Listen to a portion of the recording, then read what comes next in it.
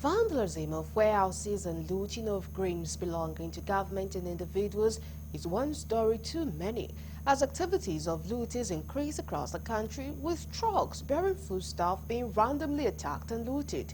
The looters, mostly youth, attack warehouses and trucks in large numbers, carting away grains, vandalizing roofs, doors and windows, among other valuables.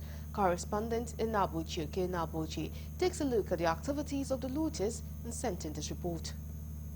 The issue of looting became prominent immediately after the lift of ban and movement over the year 2020 lockdown occasioned by the outbreak of the dreaded coronavirus pandemic. The lockdown had altered progress on people's means of livelihood, causing hunger in the land.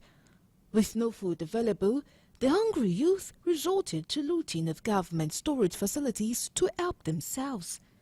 The storage facilities hold tons of relief materials, including food meant for distribution during lockdowns previously enforced to stem the spread of the novel coronavirus.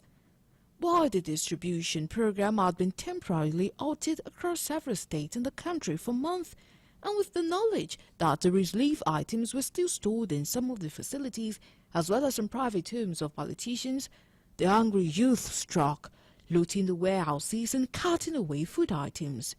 Government described the looting as unfortunate, with security agencies making some arrests, while they ensure the biggest measures are being put in place to control the situation.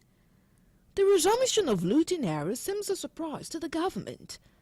Only in the first week of March 2024, 3 warehouses of the National Emergency Management Agency and a warehouse belonging to Kebbi State government were looted by suspected hoodlums in the guise of hunger and poverty, which Nigerians disputed, describing it as mere criminality.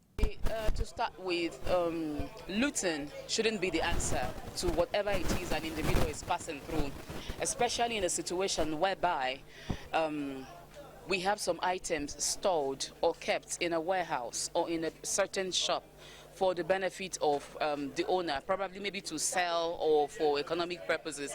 And at the end of the day, you find out that some persons comes from nowhere to start looting all those things. To me, it's called stealing. In this country, I am baffled on what is going on in the country. In this country, I've not seen this. For the few years I've spent on this country, I have never seen what is going on. I knew during the war there was hunger, but it's not to this. And what is keeping us is our family tie, the love we have for each another. That is the reason why you don't see people eating themselves. But it has gotten to that in some places. If you go to rural areas, people are not seeing food to eat. People are not seeing money to buy things. There is no money, there is no food. What do you want? What do you expect people to do? Actually, to say it as it is, it's criminal to loot or to invade a property belonging to the state. And if the act of the law is to catch on such a person, the person will be liable in court and will be sentenced depending on the provisions of the law. But the other way around, of course, it is expected of government, according to the provisions of the extant constitutional provisions, that the state's responsibility